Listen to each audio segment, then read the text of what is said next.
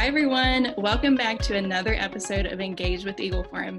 I'm Tabitha Walter, the Political Director of Eagle Forum, and today we are diving deeper into fertility awareness-based methods. These are natural holistic methods that teach you about your own reproductive cycles, reveal the workings of your body, and give you the tools to advocate for your own health. We have already touched on this subject not too long ago. If you haven't listened to episode 21 titled, What is Fertility Awareness? I encourage you to listen to that first. Emily Frase, who is also here today, gives us a broad overview of what it is, why it's important, how it affects not only your reproductive system, but your overall health. I also did a Facebook Live with Emily where she answered some important questions, so you don't want to miss that. You can find that video in our archives on our Facebook page. Also, you learn in that episode some of the terminology we use. During this episode, you may hear two phrases used interchangeably, which are fertility awareness-based methods, the acronym is FABM, and natural family planning. The acronym for that is NFP. Those phrases are just different titles for the same umbrella of methods. In today's episode, we will hear from four ladies, including me, that use some of the most popular methods of fertility awareness. We will discuss the methods of Marquette, Creighton, Sympto-Thermal, Billings, and FEMM. So let me introduce our ladies. First, we have Emily, who will talk about the Marquette method and touch on FEMM. She is the founder and editor of the Total Wine blog, where she quips about faith, family life, and natural family planning. She is a wife and stay-at-home mom of 2 kids.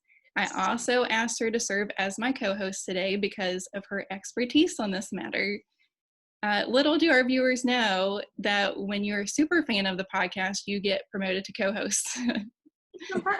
So welcome back. Thanks, I'm happy to be here. Second, we have Mary Bruno joining us to talk about the Creighton model. Mary has been married to Chris for 7 years and they have 1 daughter. She is the creator of Taking Back the Terms, an outreach dedicated to educating and motivating women about fertility awareness.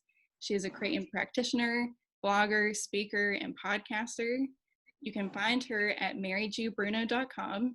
Also, one fun tidbit about her is that she is a rapper. Yes, you heard that. That was yeah, she actually rap music, which is awesome. I love it.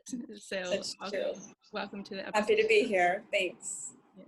Third, we have Cami Berthiaume, who will talk about the Sympto-Thermal method. Cami works as evangelization manager for the Archdiocese of St. Paul in Minneapolis. She also runs her own custom cookie business, Cookies by CJ. When she's not baking cookies, you can usually find her hanging out and exploring breweries with her sweet husband, helping out her parish's youth ministry events, or curled up with a hot cup of joe. And that sounds super cozy. So welcome to the episode. Thank you. Happy to be here. And then you'll eventually hear from me at the end on the Billings method. And you guys already know all about me, so I won't go into details. So let's start by tackling the Marquette method with Emily. Emily, what is the Marquette method in a nutshell? In a nutshell, the Marquette method predominantly tracks the hormone levels that precede ovulation and confirm ovulation through the Clear Blue Fertility Monitor. And I actually went ahead and busted out on my products because I know when I've talked to people before, there's a lot of confusion about which monitor is the right one. I always point people to get an instructor. But this is the monitor that I use. This is available on Amazon or eBay. I think it's about $120 right now. Last time I checked on Amazon. You usually find it a little cheaper on eBay. But it's a touchscreen monitor. There's another monitor that you can use that is an older model. Weirdly, I've always found that one runs a little higher in price. Then what you do is using that monitor, you get these sticks and you use 1 per day starting on a particular day of your cycle. You test first morning urine is what it's called. You have to have urine that you've held for at least 4 hours. So it's best to just do it first thing in the morning. It'll read either low, high, or And what it's looking for is that rise in estrogen that precedes ovulation, and then the surge of LH, or the luteinizing hormone, which takes place at the same time as ovulation. So a high reading indicates that estrogen levels have begun to rise, and a peak reading indicates that LH is now present. So that confirms ovulation on the monitor. So the Marquette method allows you, it does have the option to track other biomarkers as well if a client would prefer. You can track cervical mucus. There's protocols for that.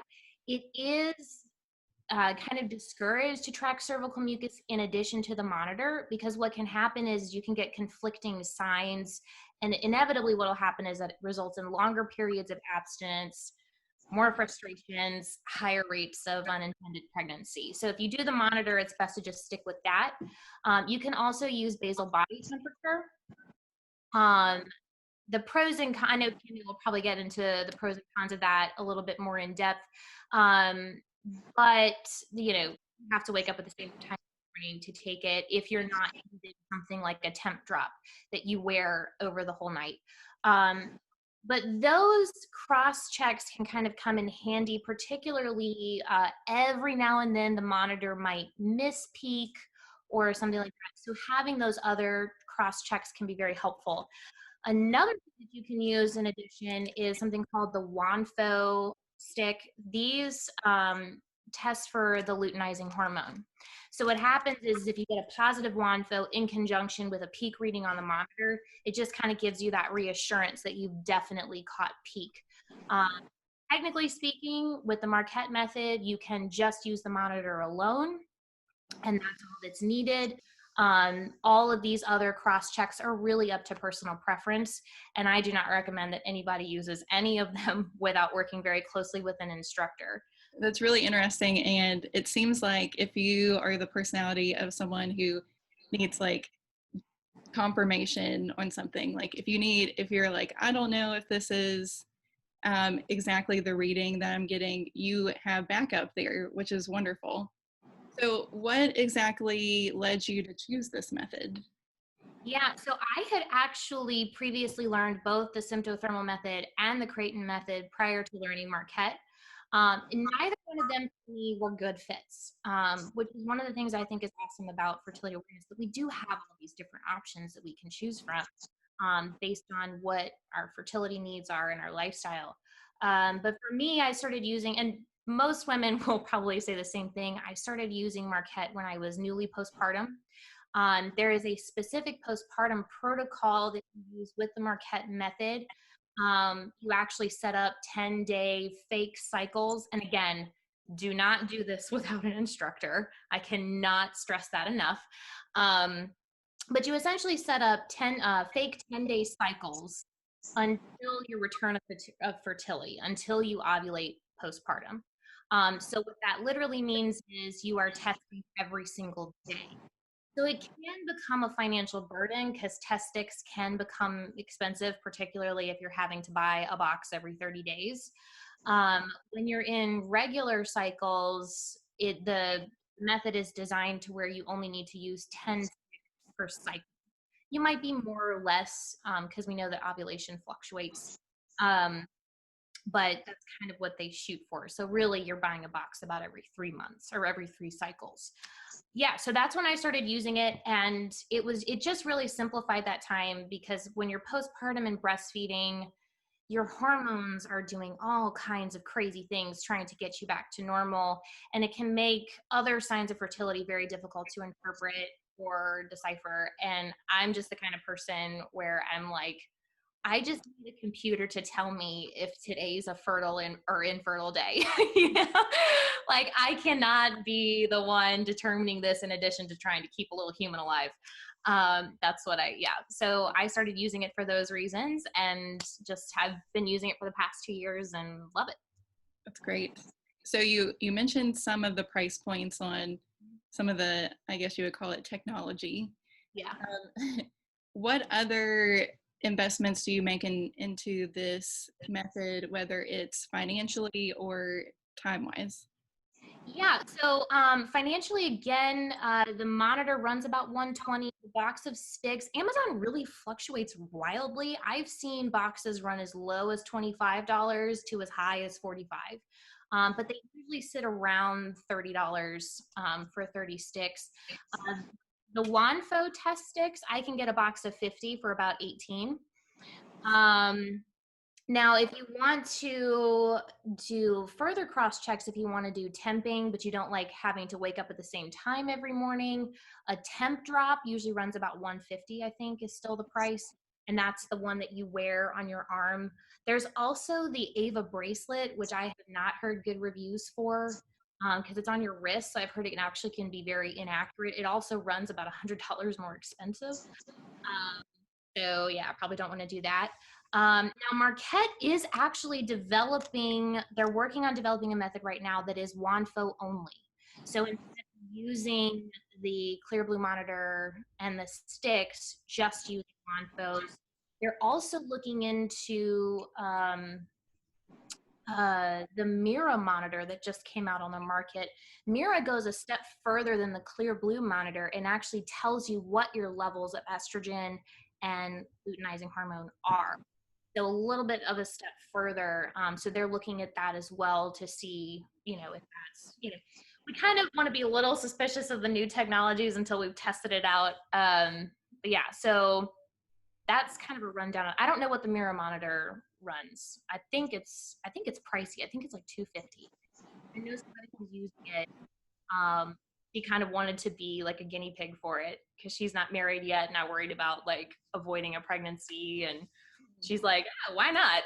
Let's just see how it works. So yeah. And then how much time do you spend on this, whether it's daily or monthly or yearly? I mean, you just pee in the morning like you normally do.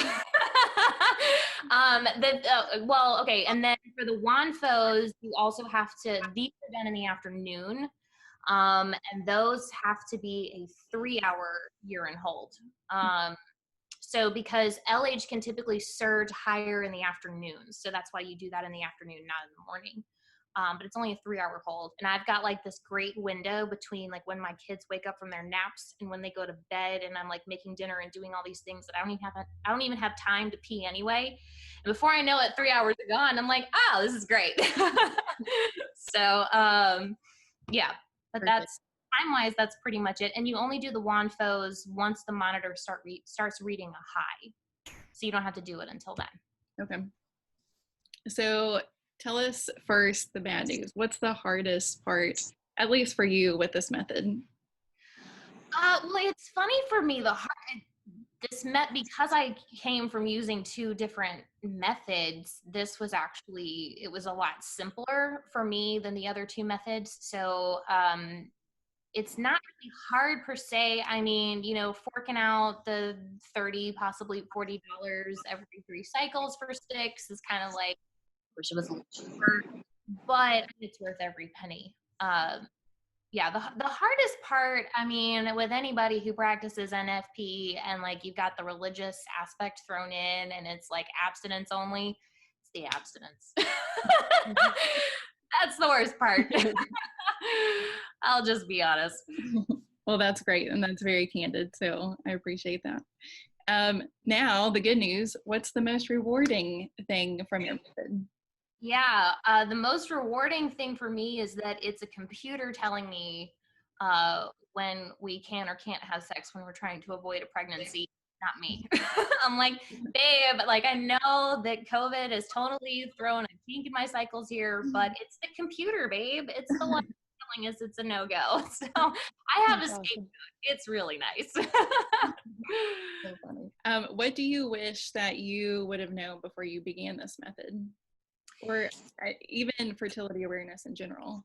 Yeah, fertility awareness in general, I just wish that I knew that there was more than one method. I know a lot of people who get introduced to fertility awareness, particularly Catholics, are getting introduced whenever they're in marriage prep.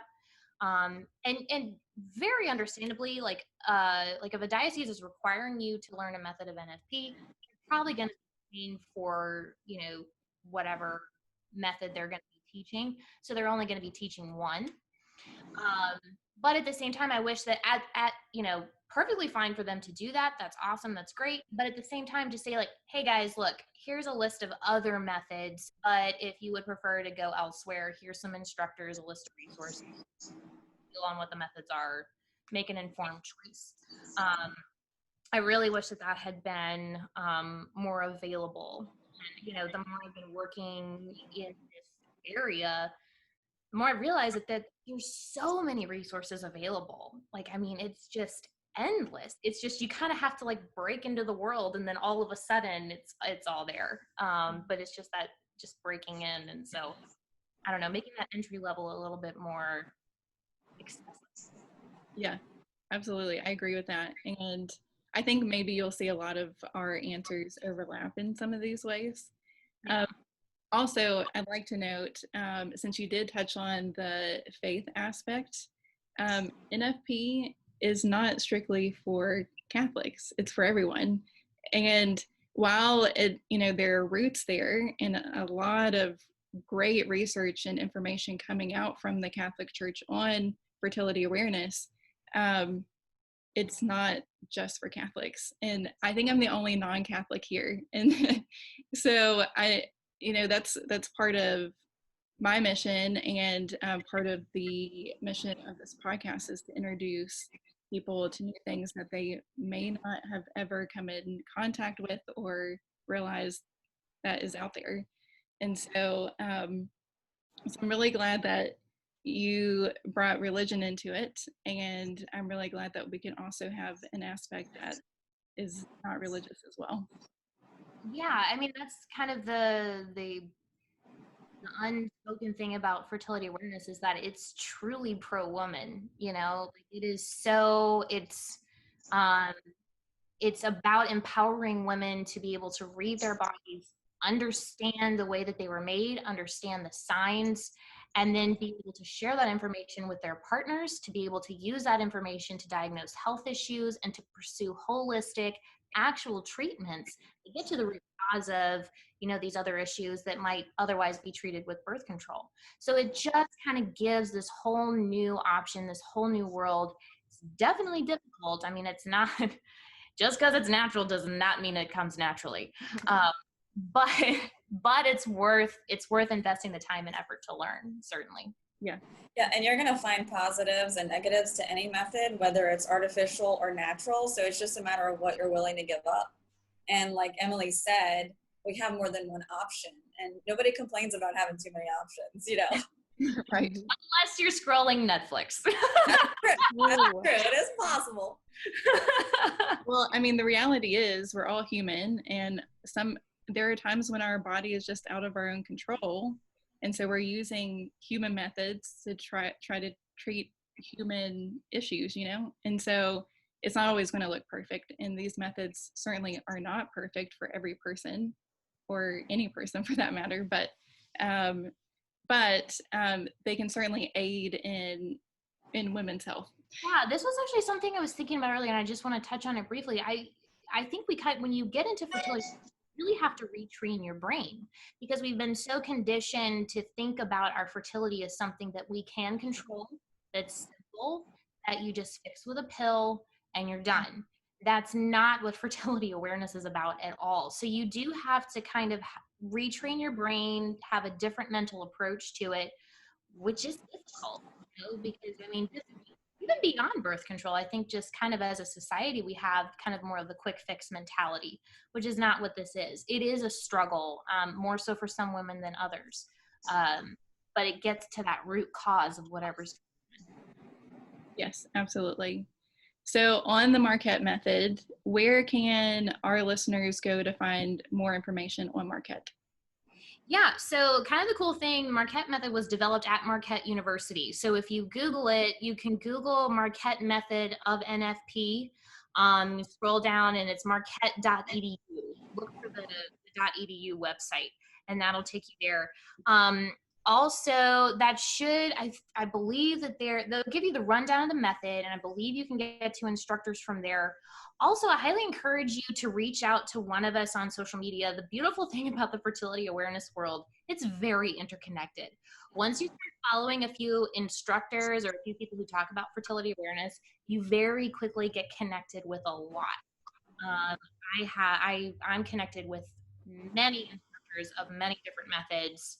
And it happened like within 6 months. I mean, like all of a sudden, I'm like, oh my gosh, they're everywhere. So like I said, breaking into the world is the hard part. Once you do, it's wide open. You also find a lot of camaraderie in that way too. Right. Yes. Yeah, that community is so important. So important. Yes.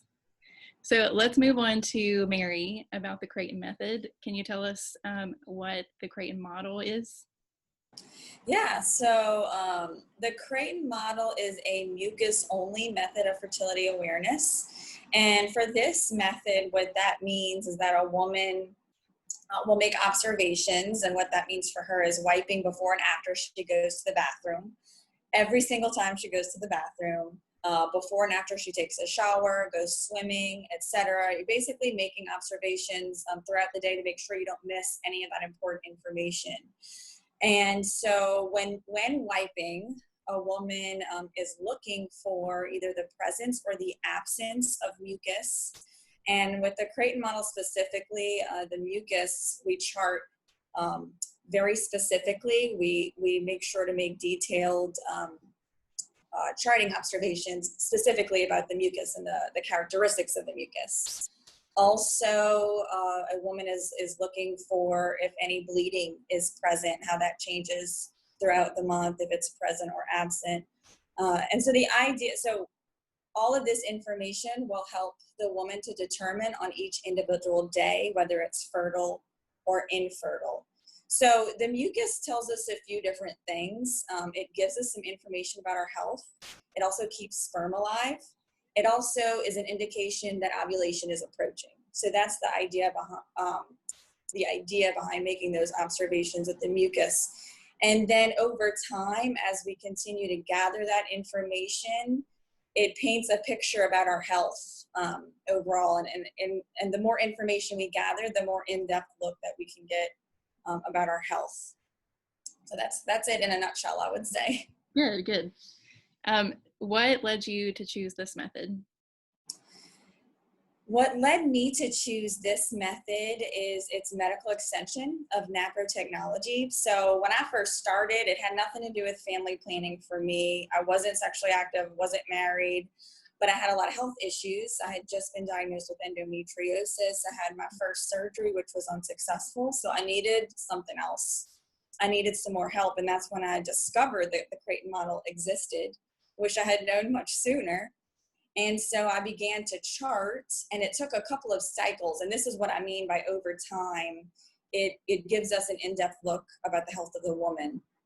So I had a couple of cycles, and I found a naprotechnology medical consultant and surgeon who is trained to be able to read the chart, and that gives them basically direction on how to provide specific treatment depending on what specifically is going on with me, which is what's so nice. It treats each woman as an individual, as unique.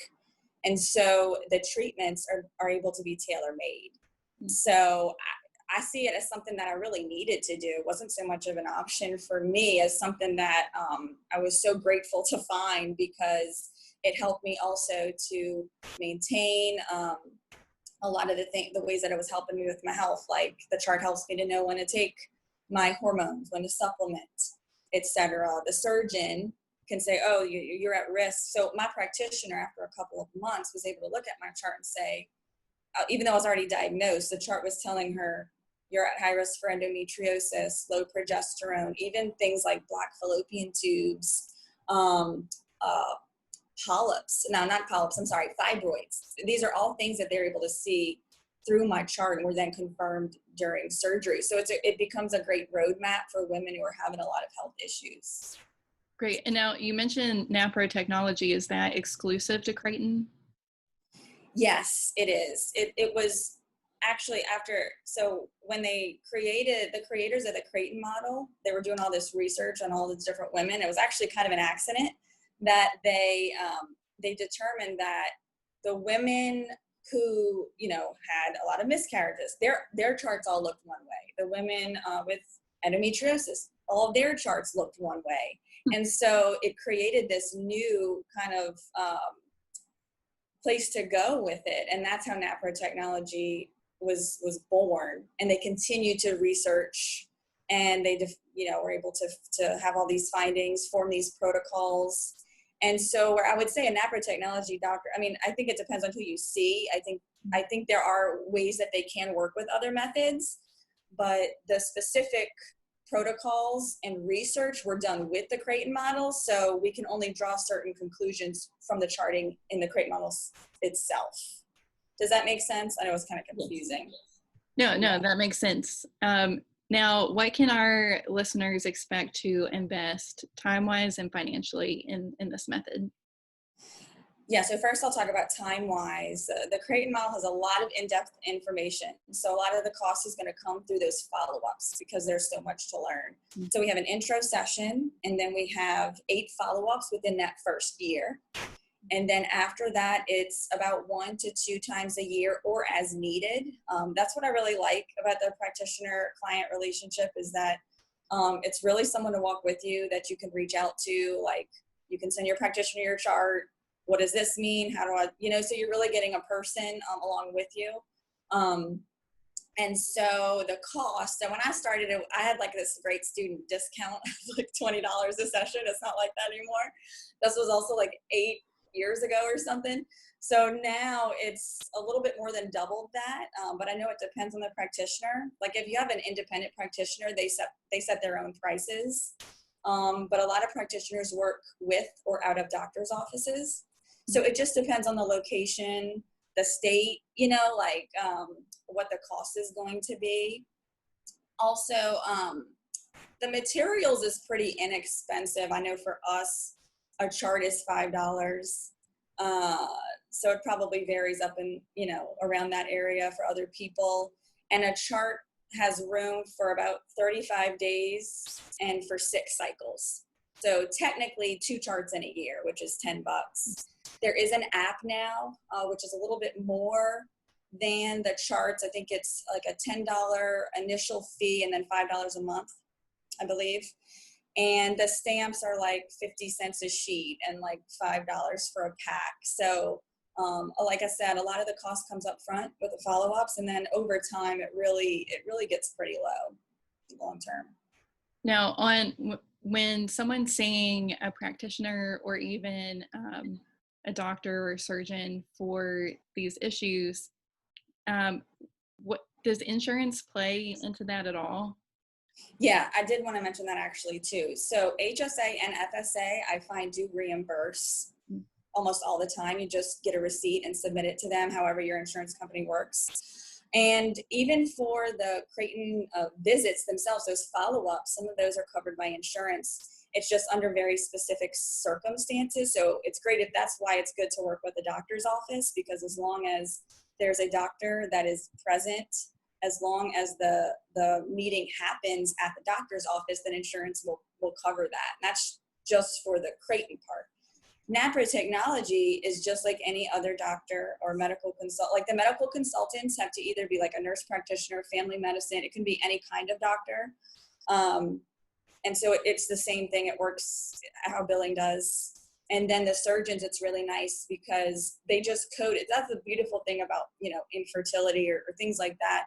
There's an underlying issue, like Emily was talking about, that it's trying to get the woman healthy. So it just depends on how they code it. It's a women's health issue, right? So it's trying to deal with that. So it is almost always covered by insurance. Right. And my OBGYN, who is also NFP friendly, takes my insurance because he's first an OBGYN, and right. the methods that we subscribe to diagnose and to discuss on a plan of action. And so I think that's important to note, that these are real doctors. Correct. Yes. They have went to med school and done all of the normal things that medical professionals do. They just also have this additional ammo to help you diagnose your issues. So. That's right. The NAPRO surgeons go through a year-long fellowship on top of the OBGYN residency, et cetera. Yeah. Awesome. What has been the hardest part for you during your process of learning Creighton? Yeah, so Creighton is definitely something for, like, I find people who are super organized, go-getters, like, I don't know if type A personalities fit into that or not, but I'm not that way. So it has been very hard for me to stick with 100% observations. I think that's probably what you'll find is the biggest complaint from most people. Or if you have a lot of health issues. So I really, like I said, I didn't have an option. So I stuck with it for those reasons, and it's certainly been worth it. But it's hard for some people. For some people, it works great, and people love that. But like you said, Emily, like it can become hard. A lot. It becomes habit over time. But 100% is 100%, you know? And yeah, that was the hardest for me.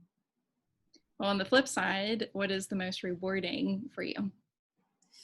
Easily getting to learn my body and understand how it works and how it communicates with me. The coolest part too, I think, is that in some ways it kind of sounds weird, but communicate back with my body too. So for example, I have a history of low progesterone. We learn in with fertility awareness that one of the biological markers of unusual bleeding is, if before your period starts, if you have 3 or more days of unusual bleeding, that means that typically that the progesterone is falling off a little bit early, and your period can actually come early if your progesterone isn't high enough to keep that luteal phase after ovulation long enough. So I'm aware if that bleeding is present, that I need to take my progesterone. Well, there's this, and I would take it every cycle because I knew this was an issue, but I was out of town once. I didn't have my progesterone, and I ovulated early. So I would have needed to start it a little bit early, and I didn't have it. And I started bleeding way too early, like very light. It wasn't a full period. But I knew I had refills left, so I went to Walgreens. I was able to get another bottle of progesterone, and I started it every day, and it kept my period away, and the bleeding stopped. So it's just, there's so many different things that our body is trying to communicate with us, and it's really, some of it is actually very simple. So that's certainly been the most rewarding for me. That's awesome. Yeah. What do you wish that you knew before you began the whole process? For me, it comes down to expectations. Like I said, it was a majorly about health for me. So I eventually, I had this expectation that my chart would start to look a certain way, comparing it to normal, or how other average women, their cycles would look, or how their bodies would react. And although there's a lot of ways that we can help women's health and improve, it's not a magic pill. It doesn't fix everything. And in a lot of ways, my cycle didn't recover. And it was actually the NAPRO technology medical consultant I have here close by me. I kind of consider her a friend. She's so sweet, and she really helped me to realize that I needed to stop, or it would be helpful to stop, to change my expectations and just kind of accept me and my body and how it was and how my cycle was looking. And so I just wish I could have been more accepting of myself and where things went beforehand. Well, and I think that's a testament to how you've grown, though, like over time. Absolutely. And who would expect that from learning a fertility awareness method? You're right. There's a lot of things I did not expect to learn. It's really been a growth process over the years. Yeah, that's wonderful. Yeah. Where can our listeners dive in on the Creighton model? So there is CreightonModel.com, and it's CreightonModel.com. There's also naprotechnology.com. and that's NAPRO technology.com. It's all one word. There's research there. There's more information. If you want to find a medical consultant or practitioner near you, you can go to fertilitycare.org. Wonderful. Cami, we've made it to you. Yay! Can you tell us about the Sympto-Thermal method? Yeah, so it's kind of combines both of the methods that we just discussed. And I've only been doing it for about 1.5 years, so I'll try to summarize it as best as I can. Basically, you use 3 biomarkers to determine when ovulation occurs for you. And those biomarkers are mucus sensations and characteristics throughout the day, similar to Creighton. You also record your basal body temperature every morning at the same time with about a 30-minute window on either side. So if you don't get it right on the dot, that's okay. And then the last is the optional cervix check, which I don't do, but it can help lessen the days of abstinence. Similar to what Emily said, there's other markers, that you can do to lessen those days. But yeah, for basal body temperature, you just have your little special thermometer right next to your bedstand. Every morning I set my alarm for a certain time, and then you wake up and just take it really quick. The one that I use is nice because it is a Bluetooth thermometer, so I don't have to worry about syncing it right away when I'm just like still half asleep. I can take it, put it down, and then go back to it on later in the day and sync it to my phone, which is nice. And then, as Emily also mentioned, there is a temp drop. So if you have problems waking up at the same time every day, or even if you're postpartum and breastfeeding or work night shifts or whatever, you can do the temp drop, and it kind of gathers like a standardized temperature throughout the night, to my understanding. So there are a couple options for that. And then for the mucus sensations and characteristics, it's similar to Creighton, but what you just explained, and from what I understand, it's not as often that you need to be checking your mucus. Just take an observation whenever you remember throughout the day, and you record the most fertile type of mucus at the end of the day. So there's less fertile and more fertile mucus depending on the characteristics. So if it's more tacky and cloudy, it's less fertile, yet it can still, carry the sperm. But if it's clear and egg white stretchy, that means it's more fertile and there's a greater chance that the sperm will survive in that condition. So that's kind of why you would check the mucus in addition to the temperatures. And then the cervix check. So depending on when you ovulate, your cervix is up higher or lower. And I don't know too much about that. So that would be more of a couple to couple league, thing that you could look into. But yeah, summed up, that's about it. Let me know if I missed anything. Great. You can pile us on with resources at the end. Oh, for sure. People can look into that. That's a great summary. Why did you choose this specific method? Well, I actually was introduced to NFP by my sister-in-law. And so they had gotten married a few years before us, and we were talking about engagement, and she kind of just mentioned that Sympto-Thermal method was the one that she'd done, and I had never heard of NFP.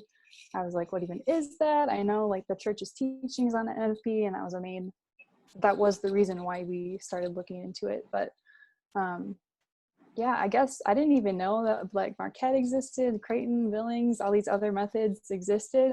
So we started there, and I'm glad we did. Actually, I'm very thorough and detail oriented. So having these 3 optional, ways to check everything and confirm everything was really helpful to me. And that was one of the things that appealed to me about Sympto-Thermal method. And yeah, it just seemed very comprehensive. So I'm happy we started here regardless. Great. Mm-hmm. Now, what can users expect to invest into this time-wise and financially? Yeah, so financially, you are taking 3 classes. They're about 3 hours each. They offer them online or in person, depending on where you are. We did ours online, and I think they run through our diocese. They didn't cover it, the cost of the NFP, but I think our classes were about $150 for 3 of them. So you do the 3 classes, but they also offer scholarships if you have trouble paying for that. And you get a bunch of materials with it. You get this big old textbook that I have with me here. And you can kind of refer to this in the future if you're like, oh, what was that rule again? Or, what were they saying about that type of mucus, or how do I chart this type of mucus? So it's nice to have that resource. And then they also give you a thermometer too, just so that you have that and you don't have to buy your own.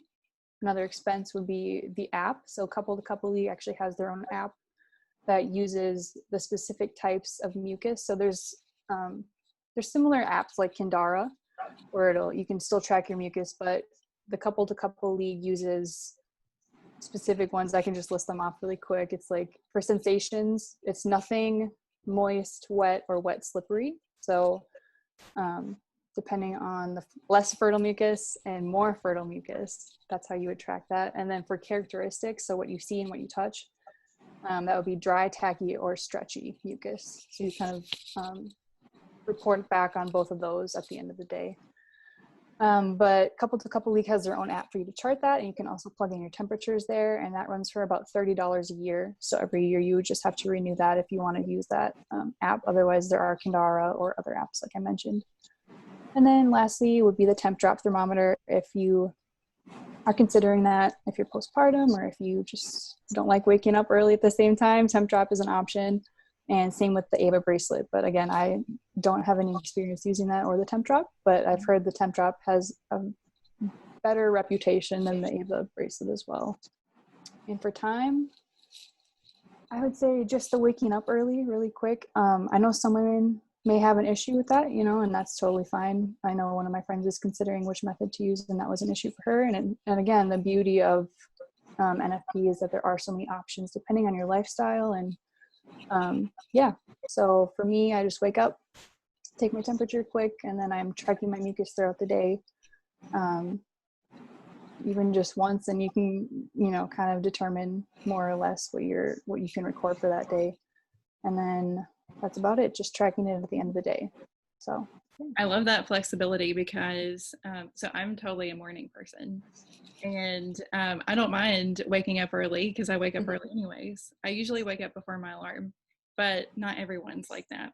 Right. And so I think that's the beauty of having flexibility within the method or among methods, where you can say, like, this doesn't fit into my lifestyle, and I'm going to look at a different method.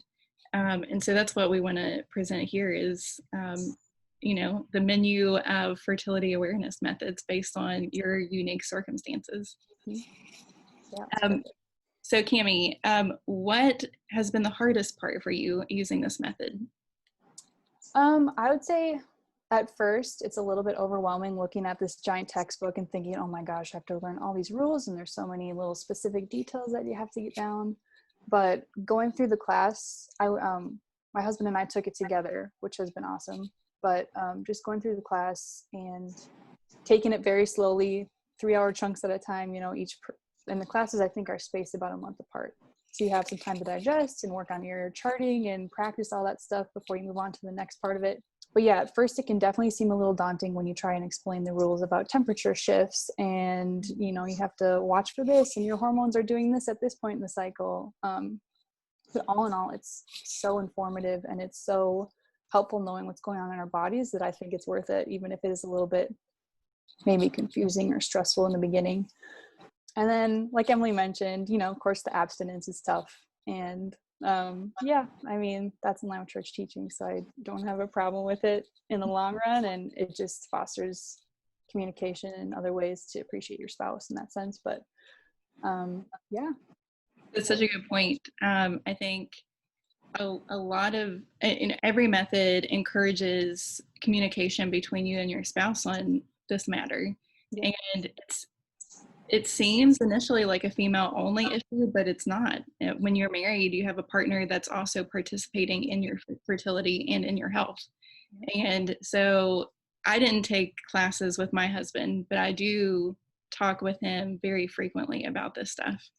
And to the point where he can even make jokes about it now. Yeah, that's the beauty of it. It's kind of fun too, because Couple to Couple League really likes to stress too, like, take this with your spouse, and you can have your spouse record your symptoms in the app at the end of the day.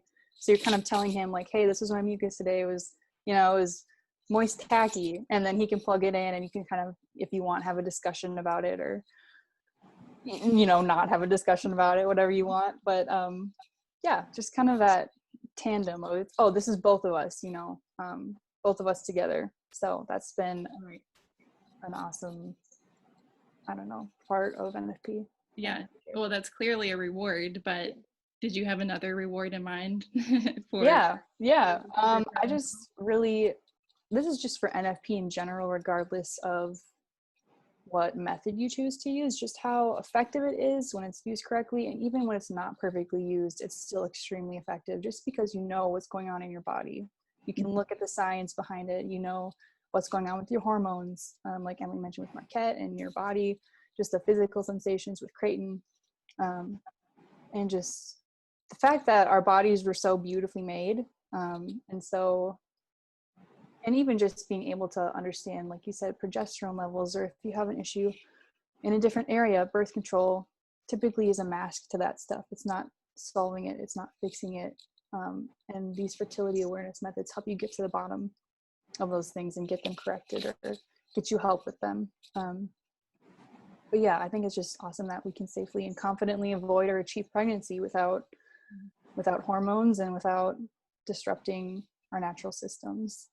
And yeah, just again, the team effort part of it is great.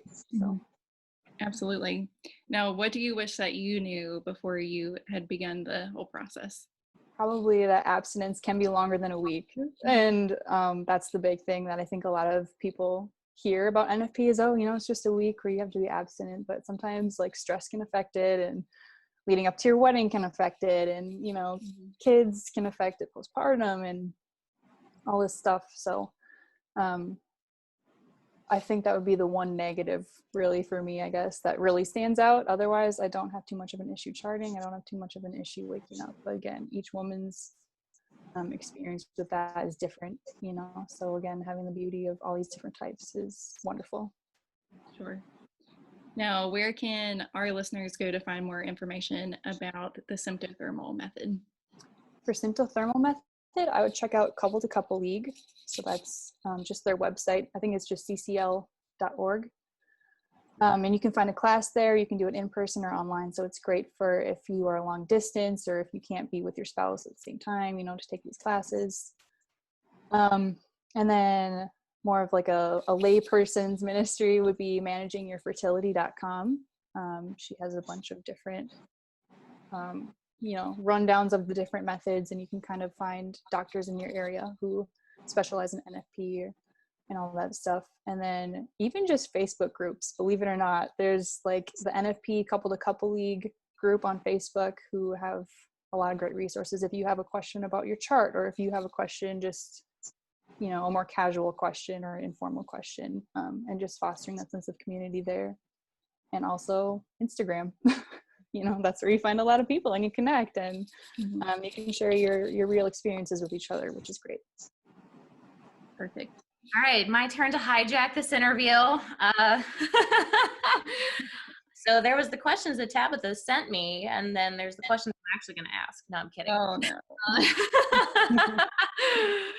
Oh, man, you don't know what you did. No. All right, so your turn to describe the Billings method in a nutshell. Give us the pitch. Yes. So full disclosure, I'm not an expert. I've only been practicing this for a year, so less than all of y'all. And only one expert here. It's the practitioner. Exactly. Yeah, I'm in the same boat as you. Like a year. Yeah. So let's hope that I don't make all of the Billings instructors cringe too much. But I've just had great success with it, and I'm excited to share it with our listeners. Billings is a method where you track the consistency of your cervical mucus. So like all of you have touched on, your discharge or the lack thereof can tell you so much about what is happening with your body in real time. And it tells you if you have good hormone levels, if your reproductive systems are developing appropriately during your cycle, if your body is responding appropriately to medicines or supplements you may be taking, and so much more. It can assist with both preventing pregnancy and achieving pregnancy. So through charting, you first establish what's called a basic infertile pattern, and this will let you know when your chances of pregnancy are lower. So keep in mind what your cervical mucus looks like or your sensation may be different from someone else's. It's unique to you. So it can be different than your friend's chart or your instructor's chart. And that's the beauty of it being, your own personal body process and body fluids. Afterward, you can identify more like when your peak fertility days are, when menstruation is about to begin, or even if there is something happening with your body that needs addressed. So I wanted to give you guys a small example of what a cervical mucus reading looks like, at least for me. So, and this is just a small sample. This isn't an overall view. So on the days where more mucus is present, clearer in color and thinner, this means ovulation is approaching. This kind of mucus can help sperm travel to the egg more efficiently. So if you're trying to get pregnant, this would be the time to have sex.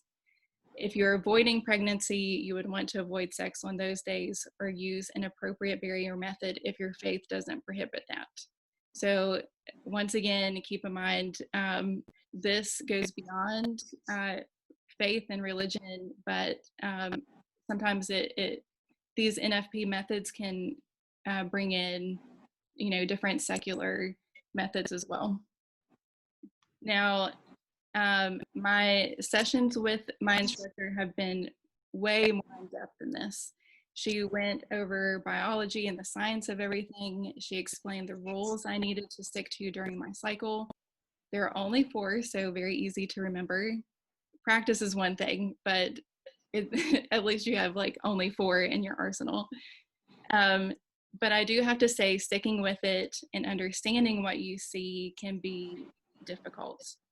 This is why having an instructor is so important. You can't control what your body does from time to time, and what you may think is normal could be not so normal. There's the flip side of that, where you think something isn't normal, but it could totally be normal.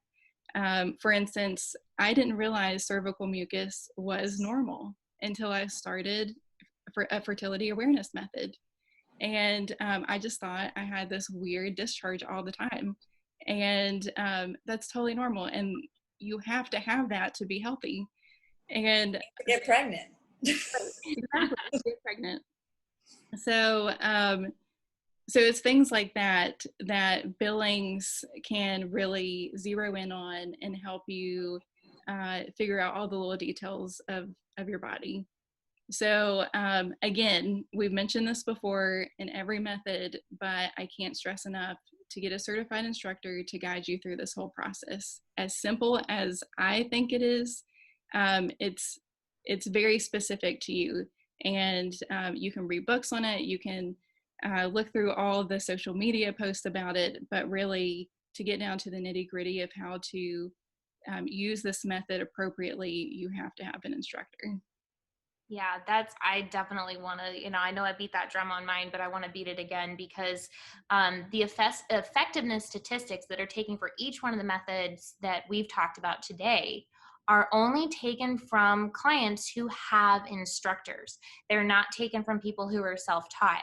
Now, what's really interesting is that perfect use is, for all of our methods, is pretty comparable with perfect use for birth control, but it trumps typical use for birth control. I mean, across the board, typical use for birth control is only 91% effective. And I think each one of our methods, the lowest is like 94% for typical use at avoiding a pregnancy. So it's so important that you get an instructor, but it's also important that you understand that the effectiveness it's there. Like, I mean, in some cases, like I said, even more effective than hormonal birth control. Absolutely. Yeah. Okay. So next question. Talk to us about the cost of financial, intellectual, time-wise. How much time do you spend on it a day? Sure. So time-wise, this is a daily activity like everyone else's. You can expect to pay attention to your cervical mucus every time you use the bathroom, and throughout the day to your sensation. And sometimes feeling that sensation is difficult. So that means you need to be a little more intentional about it, like go for a walk, set a reminder of like, oh yeah, I need to pay attention to my sensation because you've ignored it for all this time, and now you have to switch gears and pay attention. So, so in the beginning, it's a little more daunting, but it takes practice and gets easier and more natural as time goes on. And then you chart these findings, usually near the end of the day, and that only takes a couple minutes. The bulk of your time is spent with meeting with your instructor. So at first I met with mine online, I think every 2 weeks in the beginning, but then like monthly. And then once I started getting the hang of things, every 3 months. And now that a year has gone by, I only pop in when I need her. But during that year that I had intentional instruction, I could email her whenever. And so sometimes when you have a weird thing that pops up or you just completely don't understand, there's going to be that emailing back and forth, or maybe even an emergency session to go through things. My sessions varied in length depending on the instruction. So it was usually anywhere from 30 minutes to an hour each time.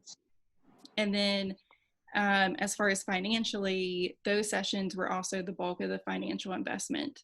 So I had paid $250 for a year of instruction from my specific instructor. It was considered a donation, and that price may vary from instructor to instructor, but a lot of them are willing to work with you on that price as well. And then I paid $20 for a year's worth of access to a specific app that I wanted to use. I used NFP charting, and I used that specific one because my instructor was on that as well, and we could share information really easily. But you don't have to use that specific app. There are free apps out there. You can use paper charts as well. And I'm not sure how much that costs, but I printed a paper chart off at the beginning for free. So if you have a printer, then you get a free chart. And then I want to make a note about apps when it comes to NFP or fertility awareness, is that the app that I have been using for a little while now, it does have what seems to predict your ovulation. That do not count on that. I just use mine to track how things are going, but an app cannot accurately predict ovulation for you. And so you need to keep that in mind when you're using these apps. It's okay to use certain parts of them to track, but you can't fully rely on them to predict your cycles. Right. You can use like the symptoms, like it's fine to like write down your symptoms in an app, but as far as predicting ovulation or your fertile time, not going to be accurate every time. Right. Couldn't trust it for accuracy. Yeah. What's funny is that what they use to predict ovulation is the same, what they use to predict ovulation in the rhythm method. Which everybody complains about. Yep. And I mean, everybody comes out, they're like, but it's FDA approved. I'm like, but it's the rhythm method, literally. Like, it's not accurate. But I did want to touch on something that you were talking about, Tabitha, and something I thought of and that all of us have mentioned. We're making observations pretty much every day. For some people, that might seem something that's intimidating, but one of the ways that I like to think about it is like, this is really a form of self-care, right? That you're checking in with, how your body is working, how it's like, what these signs all tell you something. And it's meant to define your fertile window, and ovulation is a sign of health.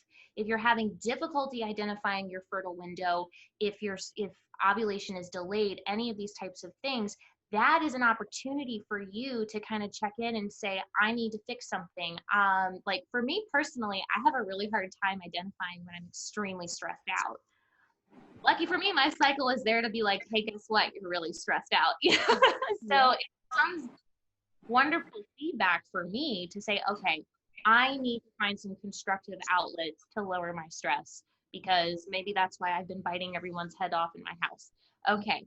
So it's really, if you start thinking about it more as a form of care, I think that just mentally that might help some people when they think about it. So on that note, Tabitha, tell us what was the hardest part about learning Billings? So as simple as the method is, it was still a huge struggle for me at the beginning. My cycle didn't make sense because I had polycystic ovarian syndrome. And listen, my personality is an achiever. Like, I want to do the steps, work hard at it, and then achieve the goal that I'm trying to reach. And I want to do it very timely.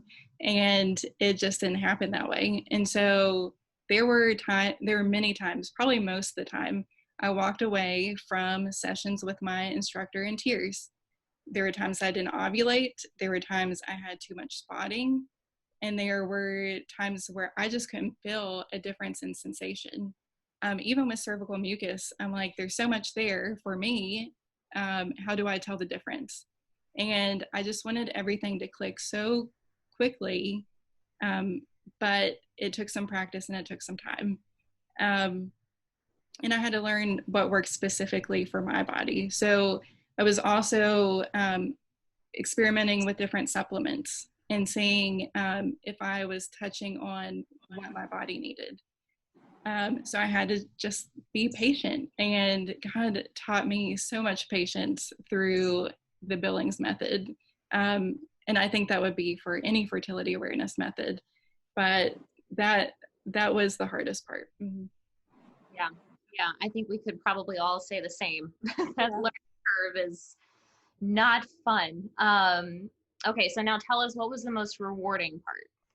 Oh, it was definitely seeing the change in my body over time. I didn't have that change quickly, like I mentioned before, but I did have that change over the year. And because I had an NFP-friendly doctor read my chart, he was able to recommend supplements, medications, and diets that could help. And they did. Like, to my surprise, listen, I had doctors for years who prescribed me the same stuff. It was the birth control pill, and then another medicine that's typically for diabetics called metformin. But PCOS can be an insulin resistant type disorder, and so those were the two medicines I was always put on. And while they seemed to help in one way, there were still symptoms that I had that were glaring. And then when I was wanting to get pregnant, I couldn't. Initially, I had a miscarriage the first time that I tried to get pregnant. And then I had a son afterwards, but then I couldn't breastfeed. And then while I was trying to regulate my cycles, I went back on the birth control pill and it didn't work. So then they tried to put me on a higher dosage of birth control. And I was like, listen, this just sounds very dangerous. The more you start ramping up hormones, I already had my hormones going crazy. And so I was like, listen, I need something different. And I found that with the Billings method. I saw my body change and become healthier over a year's time. And so did I know that it was going to make that much of a difference at the beginning? No. But now that I can look back, it's been such a success for me. Yeah, I think it's hard for people to understand or believe that something so simple can be so effective, but it really is a matter of going back to the basics. Our bodies need certain things. And as opposed to birth control, which essentially shuts the system down so it's not working, why not replenish it with what it's asking for? Mm-hmm. So it is kind of simple if you think of it that way, you know? Right. Yeah. When you're using a fertility awareness method, you have to be flexible on your expectations. So you have different stages in your life. And when I started this method, I had a newborn and I was postpartum. I couldn't breastfeed.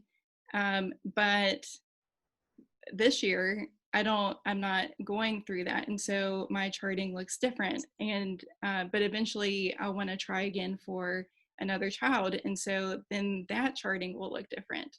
And so it's always a learning process.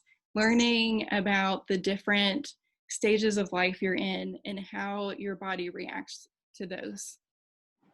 Yeah. And just the fact that we can actually gather all that information. And then when women get into perimenopause and menopause, you can identify those things and you can actually start to take supplements that kind of help to mitigate some of the symptoms as well. So, I mean, it's just from puberty to menopause, it just gives you so much information.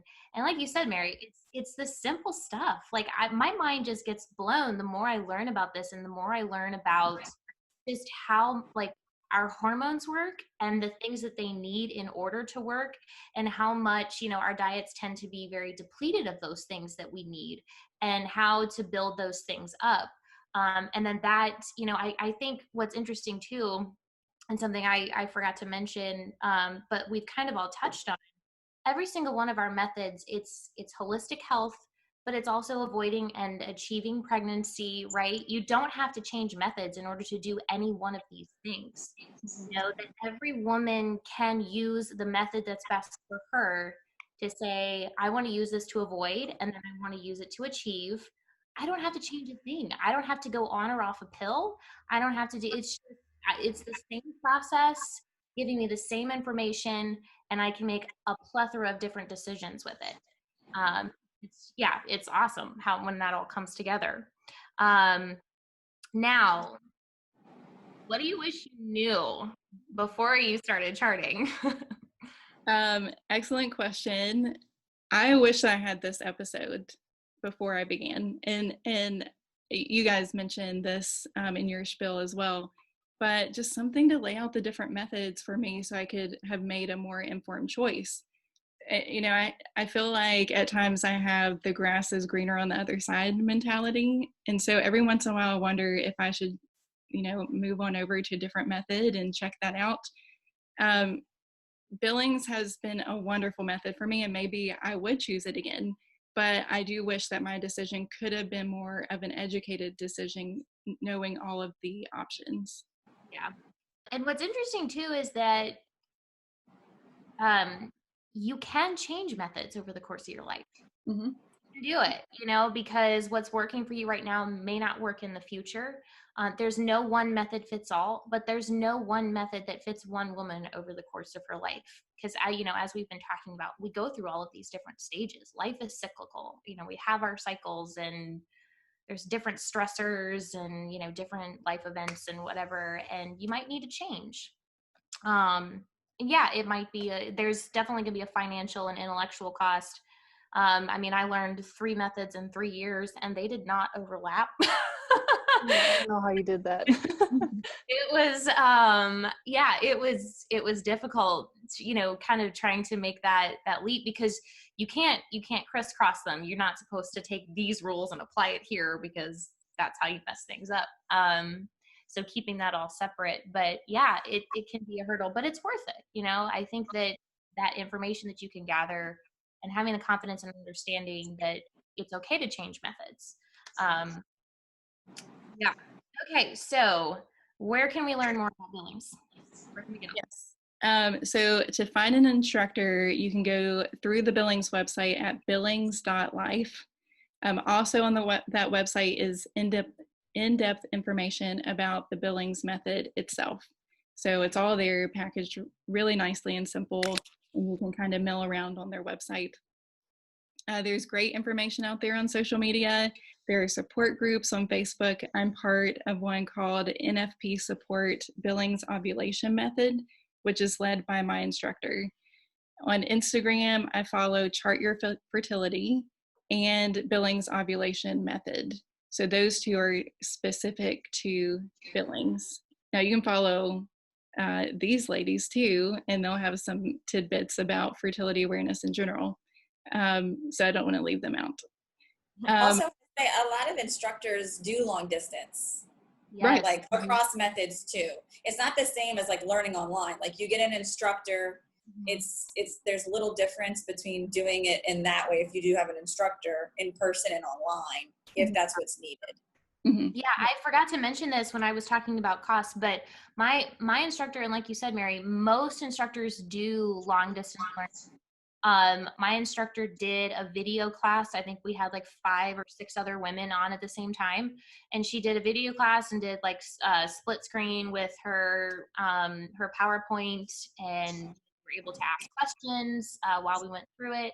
I don't know of any instructor that doesn't offer video instruction, or at least online distance instruction. I can't think of one that It's doesn't. been great for COVID too, because we've just switched everybody to online now. Right. Yeah. Until we can do it again in person. Yeah, my instructor is from Canada, so she's not even There you go. a citizen here. I think we took ours online, and it was like a huge time difference, because when we signed up, it said like 5 p.m. Mountain Time, but I live in Minnesota, so it's Central Time. Mm-hmm. So in our place, we were taking it, and it was from literally like 9 to midnight, the time that we took. Oh, you know, so there's that little time difference, but it was just kind of funny to look back on it now. But but yes, it's nice having that online option, regardless of where they are, your instructors. I do want to direct our listeners to a book called Taking Charge of Your Fertility. Although it's not Billings specific, it is a book that led me to fertility awareness. And it goes through, it's a very thick book. It looks like a textbook. But it goes through the biology of the female body, certain factors that may disrupt your cycle, natural and pharmaceutical solutions to problems, ways to track your cycles, and a ton of other things. So it's not a method. It doesn't instruct you to do certain things, but you really use parts of it as a resource as you go through the process of your fertility awareness training. It's kind of like just general fertility awareness Bible, like yeah.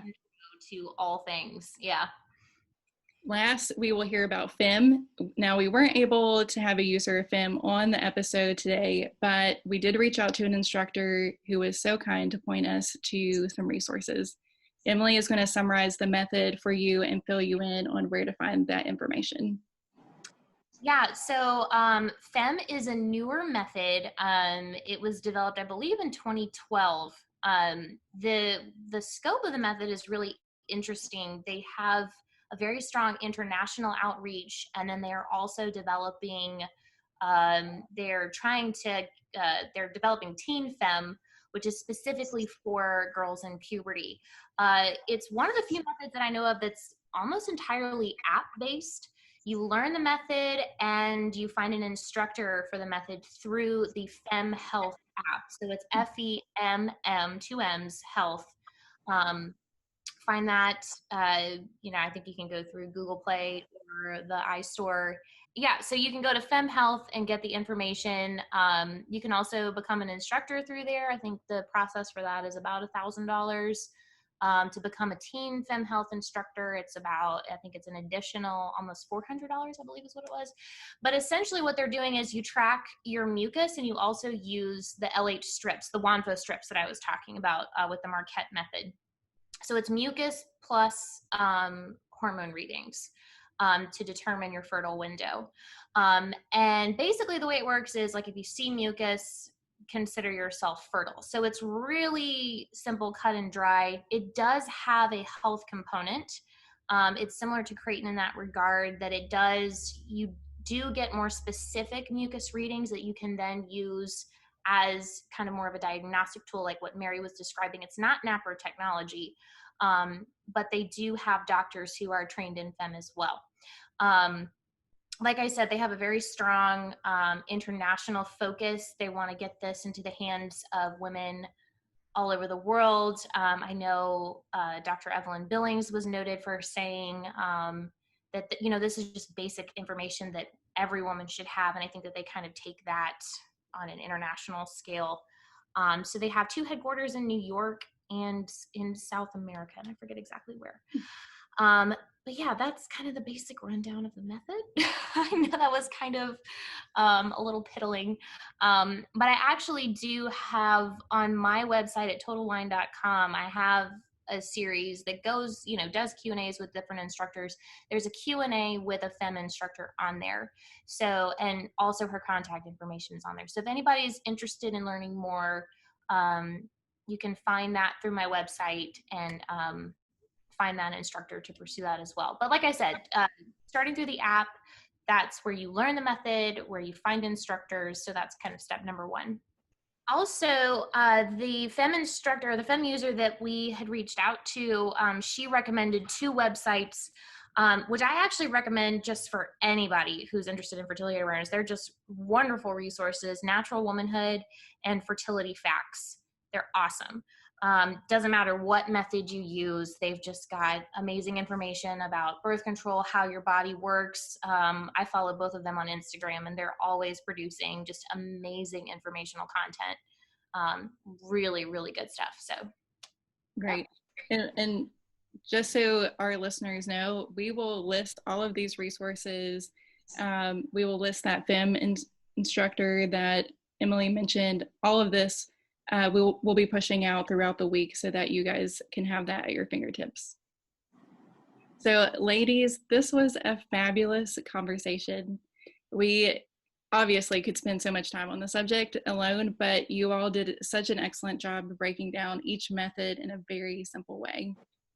So to our listeners, we are excited to share all of these resources with you throughout the week so you all can take a deeper dive. If you have more questions, feel free to ask those by commenting below, private messaging us, or emailing us at engage@eagleforum.org. Please don't forget to subscribe, give us a rating, and share this episode with your friends. You can find us on all of the major platforms and at engagewitheagleforum.com. From your house to the State House to the White House, this is Engage with Eagle Forum.